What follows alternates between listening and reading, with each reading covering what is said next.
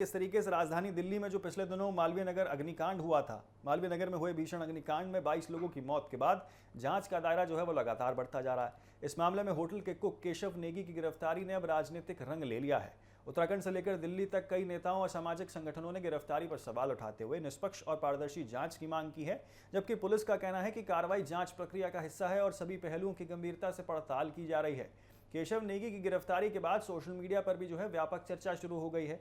एक वर्ग का दावा है कि उन्हें मामले में बलि का बकरा जो है वो बनाया जा रहा है, जबकि दूसरे पक्ष का कहना है कि जांच पूरी होने से पहले किसी निष्कर्ष पर पहुंचना उचित नहीं होगा। इसी बीच उत्तराखंड के मुख्यमंत्री पुष्कर सिंह धामी ने सार्वजनिक रूप से जानकारी दी और कि उन्होंने दिल्ली की मुख्यमंत्री रेखा गुप्ता से जो है इस मामले में बातचीत की है। मुख्यमंत्री धामी ने कहा है कि दिल्ली सरकार ने आश्वासन दिया है कि किसी भी निर्दोष व्यक्ति के साथ अन्याय नहीं होगा और पूरी जांच तथ्यों और साक्ष्यों के आधार पर की जाएगी। उन्होंने केशव नेगी के परिवार से भी संपर्क कर हर संभव सहायता का भरोसा दिलाया है। धामी ने कहा कि उत्तराखंड सरकार देश भर में रहने वाले प्रवासी उत्तराखंडियों के साथ खड़ी है।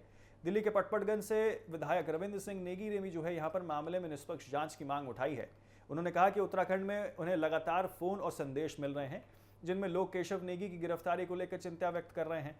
मुख्यमंत्री रेखा गुप्ता से उन्होंने बातचीत की है और बातचीत का हवाला देते हुए कहा है कि यदि जांच में केशव नेगी निर्दोष पाए जाते हैं तो उनके खिलाफ कोई कार्रवाई नहीं होगी। मामले को लेकर उत्तराखंड के पूर्व मुख्यमंत्री और सांसद त्रिवेंद्र सिंह रावत ने भी दिल्ली पुलिस के वरिष्ठ अधिकारियों से बातचीत की जानकारी साझा की है। उन्होंने कहा कि जांच निष्पक्ष, गहन और पारदर्शी होनी चाहिए ताकि सत्य सामने आ सके और किसी भी निर्दोष व्यक्ति को नुकसान न पहुंचे। उन्होंने ये भी कहा है कि दोषी को सजा मिलनी चाहिए लेकिन निर्दोष को न्याय आवश्यक मिलना चाहिए।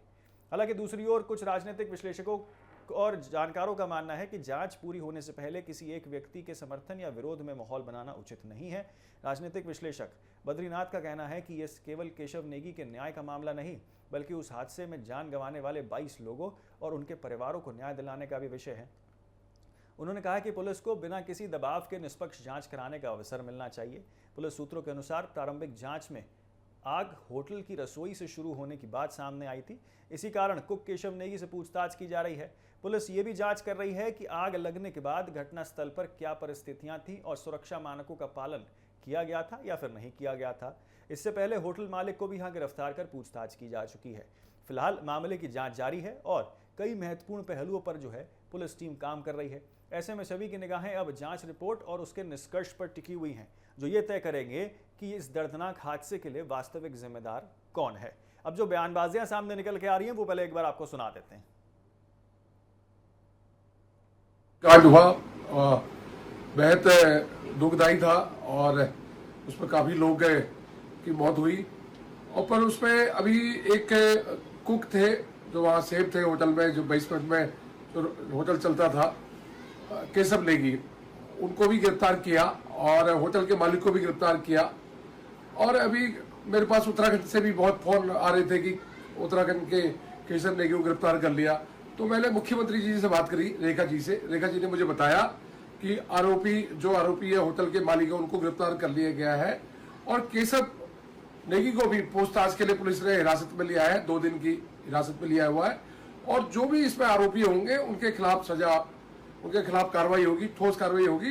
पर मेरे को मुख्यमंत्री जी ने आश्वस्त किया अगर केशव नेगी जी का कोई भी इसमें कुछ भी नहीं होगा तो उनको बिल्कुल छोड़ दिया जाएगा, आप निश्चिंत रहिए। मैं भी उत्तराखंड के लोगों से को विश्वास दिलाता हूं कि आप बिल्कुल भरोसा रखिए, आपका बेटा, आपका भाई दिल्ली में विधायक है और आपकी आवाज यहाँ उठाता है।